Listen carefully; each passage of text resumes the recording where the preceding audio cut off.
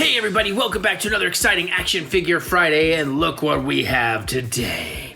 Master Skywalker. Trust me, the face looks a lot better on the figure. We have the Star Wars, the Black Series, Hyper Real Bespin Luke Skywalker. They don't say Bespin on there, but just saying, this is pretty cool. If you remember a little while back, we did the Hyper Real Darth Vader, and overall, it is a pretty fantastic figure. This is essentially their take on kind of, say, a SH Figuarts kind of thing. It's a very high-end action figure, but they do something nobody else really has, which is they give it complete and total articulation without actually having any kind of seams or hinges or anything. It's much like an articulated, as you can see there, kind of a stop-motion puppet. So now that we have Luke and Vader, there should be some very interesting things we can do. He also comes with a couple of heads, a whole bunch of hands, and just a couple other accessories. He gets his lightsaber blade, a stand, his blaster pistol that is in his holster, and of course we're going to take a look at this whole thing. By the way, Action Figure Friday, we take a look at sculpts, molds, paintwork, articulation, overall fun factor, all that kind of stuff. I'm just really excited to get in here and see what we think about this one. I can already tell you right off the bat though, I do feel like maybe it could have used an extra face or two. I don't know, it just feels a little underwhelming compared to Vader. At least Vader had like an effect piece. There's no real blaster effect or something. Maybe like one of those like trunks of junk that Vader flings at him on Bespin might have been cool. But still, these are about $80. So it is quite a pricey of a figure. They are slightly bigger scale than the normal Black Series figures, and the packaging can be rather awkward to navigate yourself into, but overall, it's really, really cool. This is a line I don't know, by the way, in case you want to see that I don't think I would buy every single figure they would ever make from this, but select characters I think deserving this treatment could be pretty fun. Like a Boba Fett would be fun, a Mandalorian, you know, Jin, that would be kind of fun. I can't think of a whole lot of other characters. Maybe a Jar Jar. Okay, I said that half joking, but I honestly I might buy a Jar Jar, depending on if he had enough heads. But here you go, as you can see, yeah, the face sculpt is a lot better than what that package actually shows you. And of course, you can just take a hand out of there, and he has his cut off hand, bloody stump. I mean, not necessarily bloody, but I do wish it actually had some kind of stump format situation, but, you know, it is what it is, and we're gonna see what we think. Because I think overall the figure itself is gonna be quite phenomenal. But at $80, I do feel like maybe you should have gotten a little bit more in the package than what you get. But again, these are not going to be huge sellers, I assume, because of that price point. It's going to definitely take a lot of people out of it. You know, it's not like a simple $20 figure, which is pretty much pushing the limits for a 6-inch figure these days. Like, it's always frustrating when you find them for $23 at GameStop, $25 even. But let's see what we get. And I don't think you really get backgrounds. I mean, you get a background, but it's not really a fancy, interesting background that you would get out of, say, a Figuarts or even a NECA action figure. You know, it's basically just that. So that's kind of dull and boring. We do get this little sheet here, the Hyper Real Luke Skywalker sheet. And that's going to have some stuff on the back, so I'll do a slow roll on here in case you want to read any of this stuff. And maybe you can pause and take a look at what you're trying to read, because I'm not going to sit here and read it for you, because we're more about checking out the actual figure itself. So it's just kind of cleaning instructions, things like that.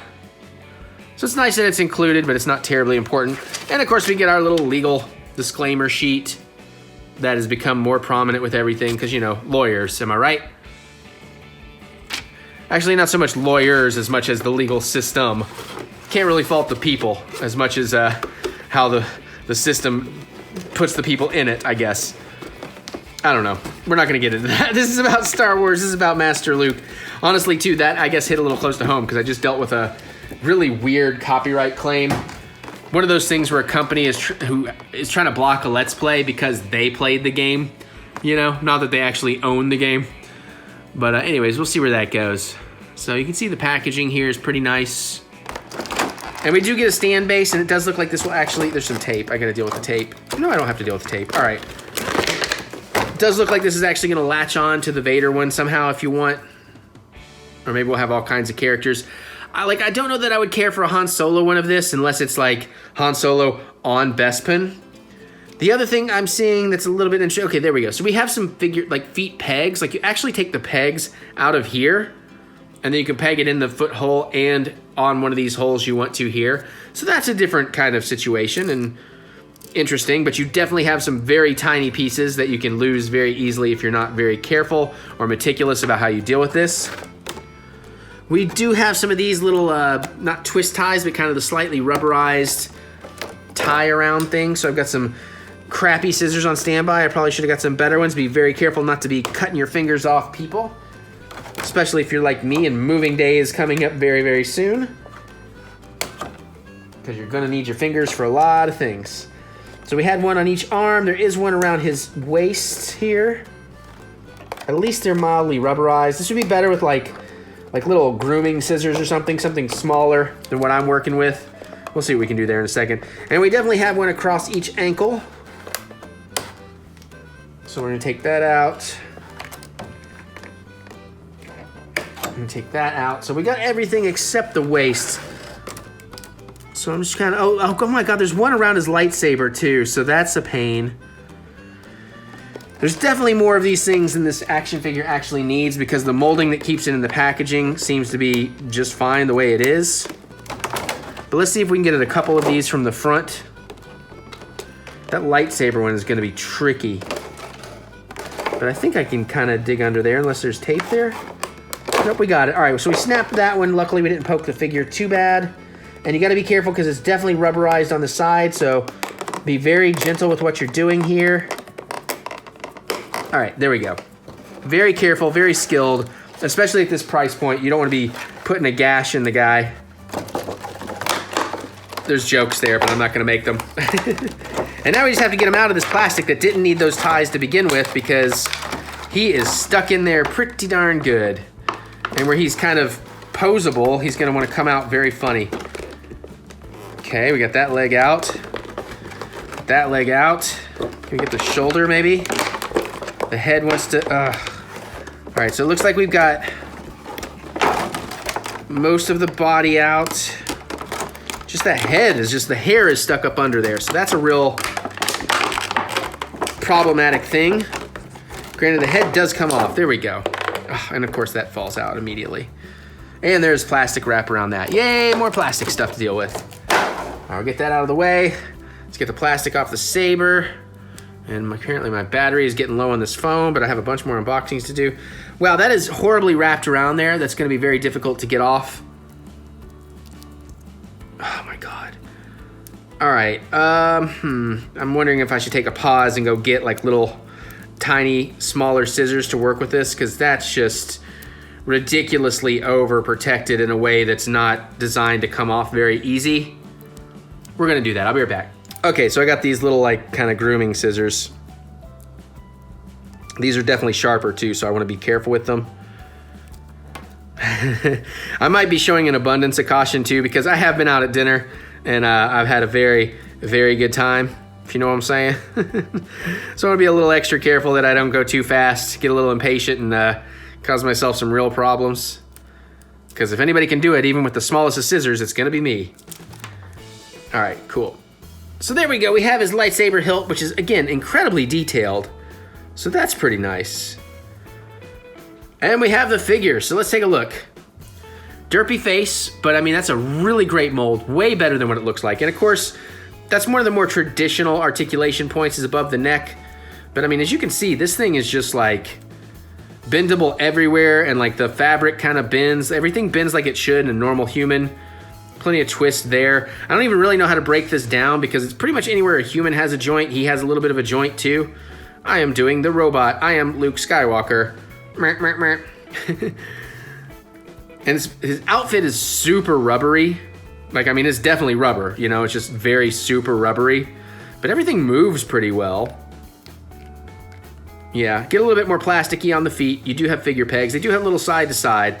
But yeah, this thing is like super posable. So we're gonna be able to do a lot of stuff. I do like the separation that the jacket actually separates. If they wanted to get super cool, they could have made that zip off. And you could take it off and practically have a Dagobah Luke. So I'm kind of surprised they didn't maybe go that far with it. Like that would be something to consider doing in the future. And I'm sure, yeah, this should unbuckle and you can pull out his blaster, which again has some pretty incredible detailing work going on it. So that's nice. And let's see. There is a little hook here to put his saber on, it looks like. But you know what, like Vader, I don't know that that's gonna work that well. It kind of goes there, but I think that's gonna be, yeah, that's pretty loose. But you can get it there, just be careful with it. But overall, pretty cool figure. So of course we have this head. There's not a whole lot of difference in these heads either, to be honest. I feel like maybe we should have had a no head, something a little more passionate. Those are unfortunately very, very close in heads. And of course Vader didn't come with a head, so I'm not really sure how easy or difficult it is to swap heads, so maybe we should try that. And of course we'll get that saber blade out. And let's see, that looks more like a gun hand, so I want to get kind of a saber hand perhaps in there. They do not have a hand that will hold the saber over here, so that's unfortunate, unless this hand will actually do it. I guess that hand does kind of do it. Okay, cool. And of course the blade looks like maybe it goes in a specific direction. No, it just kind of got a lip on it, so you kind of got to really take it out of the hand to do it. Got to work it in a little bit. A little push and twist. Bit of the old push and twist, you know, just like everything in the world. And there was like a little groove. Can you see this? Can I show this? See, there's like a little groove there. It looks like that's supposed to kind of go with like that part where the hilt, the cover comes up over the hilt. So we have that ready. Then let's maybe give him a gun hand. So this is gonna be his gun hand. We're gonna go ahead and pop this out. I'm gonna leave the rest in here except the head. That's just a decent way to store stuff in the meantime. Let's see how the head works. I assume we just pop it off. I did not get instructions. So I'm gonna think it's like a Figwarts. That makes me nervous because it does not want to come off easy. Are there instructions for popping the head? Pose with care, do not overextend joints. Does the face separate from the head? It does not. I don't know, y'all. I don't know if I want to try this because I'm afraid I'm going to break an $80 action figure, to be honest, for a head sculpt change that's not very different. I'm trying to get my finger and thumb on the neck as I pull up. There we go. So I don't put too much pressure down here. I would try to be very careful with that, because that felt very awkward. And then getting it back on seems to be a big chore too, so just waiting to hear it pop. There we go, I got it, okay. Whew. Yeah, that head is really, I mean, it's like, look, the only real difference, there's a tiny difference in the eyes, there's a little bit of difference in the lips being slightly parsed. That's it. That's a really unfortunate thing. You can see the metal skeleton under there too, so that's kind of interesting. Okay, the hand came off pretty easy. See how easy it is to get one back on. Again, the rubberized format. Okay, that was not that difficult actually, but the rubberized format of the clothing does make that feel a little awkward. Finger does go in the blaster hole. That means he is ready to shoot. And yes, again, there's a joke there. I'm not gonna make it. That hand has already gotten pretty loose for the saber. He doesn't really have a better, I guess he has a better right hand. Looks like this bottom one is probably better for holding the saber in his right hand, but I kind of want to have him hold the blaster and the saber simultaneously, you know? So at least we'll loosely do that for that. So overall, pretty cool. I think there is definitely a little bit of room for improvement in this, especially considering the price point. I don't know, it's almost 3D, but not bad. I can live with it. I'm pretty happy about it. I do wish the head sculpts were better. I mean, not that the sculpts are bad, but you know, I wish we had more head sculpts. I'm just gonna do 1 foot peg to get them on the stand.